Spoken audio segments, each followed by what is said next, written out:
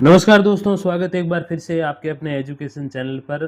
तो दोस्तों, पिछली बार हमने सेट एग्ज़ाम में कितने क्वेश्चन सही होने पर आप क्वालिफाई करेंगे, इस सीरीज़ के अंतर्गत पहले वीडियो में हमने बात की थी केमिकल साइंस से लगाकर जो है टॉप जो 14 सब्जेक्ट थे, जिसमें लाइफ साइंस और law, home science, history, Hindi, geography, English वगैरह की हमने बात करी। इस वीडियो में हम लोग बात करेंगे पॉलिटिकल साइंस, फिलोसॉफी, साइकोलॉजी, इन सभी 15 विषयों की टोटल 29 विषयों के लिए जो है वो सेट एग्ज़ाम का आयोजन किया जा रहा है। तो जैसे मैंने आपको पिछली वीडियो में भी बताया था कि क्वेश्चन पेपर का डिफ़िकल्टी लेवल क्या है वो डिसाइड करता है कट ऑफ। पहले कभी भी इसका सही अनुमान नहीं लगाया जा सकता है, लेकिन फिर भी ये चीज़ें इसीलिए एक अभ्यर्थी के मन में आती है ताकि पता रहे कि लगभग कितने क्वेश्चन मेरे अगर सही हो जाते हैं तो लगभग लगभग उसके आसपास मेरा सेट क्वालिफाई होने के चांसेस रहेंगे। तो पिछली बार हमने लाइफ साइंस तक बात की, इस बार हम मैनेजमेंट जो सब्जेक्ट है उससे स्टार्ट करते हैं, मैनेजमेंट और मैथमेटिकल साइंस से। तो देखिए, सबसे पहले मैनेजमेंट की अगर हम लोग बात करें, अभी मैथमेटिकल साइंस आप देख रहे हो, मैनेजमेंट की अगर हम लोग बात करें तो 93 क्वेश्चन जिनके अगर सही होते हैं तो वो मैनेजमेंट से जनरल कैटेगरी में क्वालिफाई हो जाएगा। मैथमेटिक्स की अगर हम बात करें तो 83 क्वेश्चंस जिसके सही होते हैं गणित विषय से, तो वो जो है वो सेट क्वालिफाई माना जाएगा। म्यूज़िक, संगीत की अगर हम लोग बात करें तो संगीत में देखिए 96 क्वेश्चन जिनके सही थे वो पिछली बार क्वालिफाई कर गया था। फिर एससी एसटी की बात करें तो 92 और 82 एससी एसटी, ओबीसी के 91, एमबीसी के 64 और जो ईडब्ल्यूएस है उसके 89 क्वेश्चन जिसके सही थे वो क्वालिफाई माना जाता है। अब जिस विषय में मैं नहीं बता रहा हूँ तो उसमें भी वो इसलिए ताकि वीडियो ज़्यादा लंबा नहीं खींचे। और महत्वपूर्ण बात ये है कि जनरल कैटेगरी के अगर बता दिए तो उसमें एक दो क्वेश्चन जो है ओबीसी के ईडब्ल्यूएस के कम लगा दो, 4-5 एससी एसटी और ईडब्ल्यूएस के जो है वो कम हो जाते हैं एमबीसी वगैरह के।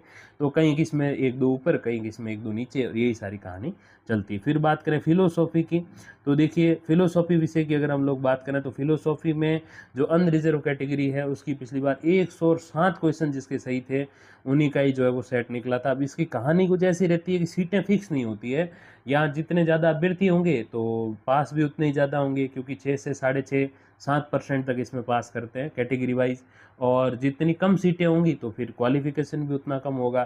तो इसीलिए फिलोसॉफी में अभ्यर्थी जो है वो कम फॉर्म भरते हैं, कम अप्लाई करते हैं, कम पीजी करते हैं, तो इस वजह से जो है उसमें फिर अभ्यर्थी भी कम ही पास होते हैं और मेरिट थोड़ी सी आपको हाई दिख सकती है। तो ये सारा खेल अभ्यर्थी कितने अभ्यर्थी आवेदन कर रहे हैं उसके ऊपर डिपेंड करेगा, ना कि सीटें कितनी, क्योंकि इसमें सीटें कोई फिक्स नहीं होती है।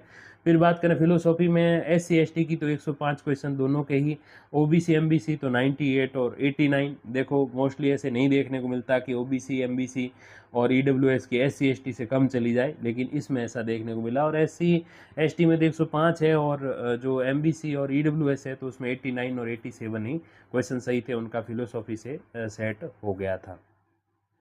अब बात करें अगले विषय की, फिलोसॉफी के बाद फिजिकल एजुकेशन की, तो देखिए 87 क्वेश्चन जिसके सही थे, 58% जिसको कहते हैं, तो उनका फिजिकल एजुकेशन से जो है वो सेट हो गया था। 76 एससी एसटी कैटेगरी के लिए, और 83 ओबीसी और 78 एमबीसी कैटेगरी से जिनके थे उनका सेट क्वालिफाई हुआ था। 82 ईडब्ल्यूएस कैटेगरी के लिए जो है वो क्वालिफिकेशन एक तरीके से मार्क रहा था। फिर फिजिकल एजुकेशन के बाद अगर हम बात करें फिजिकल साइंस की, तो उसमें देखिए 96 क्वेश्चन जिसके सही थे उनका सेट क्लियर हो गया था। 82 और 75 एससी एसटी में, और एमबीसी की बात करें तो 87, ईडब्ल्यूएस 89 और ओबीसी में 90 क्वेश्चन जिनके सही थे उनका फिजिकल साइंस से जो है वो सेट क्लियर हो गया था 2023 में। फिर बात करें पॉलिटिकल साइंस की, जिसमें आप देख रहे हैं कि आरपीएससी में स्थितियां कुछ कैसी हैं, उसमें 103 क्वेश्चन जिनके सही हुए थे उनका जो है वो सेट क्लियर हो गया था। जनरल कैटेगरी से 91 और 89 एससी एसटी से, 99 ओबीसी से, 93 एमबीसी से, और 96 जो है वो ईडब्ल्यूएस से जिनके सही थे उनका सेट क्लियर हो गया था। फिर बात करें पॉपुलेशन स्टडीज़ की, तो देखिए पॉपुलेशन स्टडीज़ की अगर हम बात करें जनसंख्या अध्ययन की, तो 89 क्वेश्चन जिनके सही थे उनका सेट क्लियर हो गया था जनरल कैटेगरी से। 83 और 77 एससी एसटी में रही। 79 और 82 जो है वो आपके ओबीसी और एमबीसी के अंतर्गत, और 83 जो है वो ईडब्ल्यूएस में कट ऑफ रही थी। मतलब 83 क्वेश्चन जिनके सही थे पॉपुलेशन स्टडीज़ सब्जेक्ट में, उनका ईडब्ल्यूएस कैटेगरी से सेट क्लियर हो गया था। फिर बात करें साइकोलॉजी यानी कि मनोविज्ञान, तो देखिए मनोविज्ञान विषय में पिछली बार 103 जिनके अंक थे 150 में 103 प्रश्न जिनके सही थे 150 में से, यानी कि 206 अंक जिनके थे 300 में से, तो उनका जो है वो सेट क्लियर हो गया था। और इस बार भी स्थितियां कुछ लगभग वैसी ही रहने वाली हैं, लगभग सिमिलर ही रहने वाली हैं। और बात करें SC/ST की तो 86 और 88 क्वेश्चन जिनके राइट थे उनका सेट क्लियर हो गया था SC और ST से।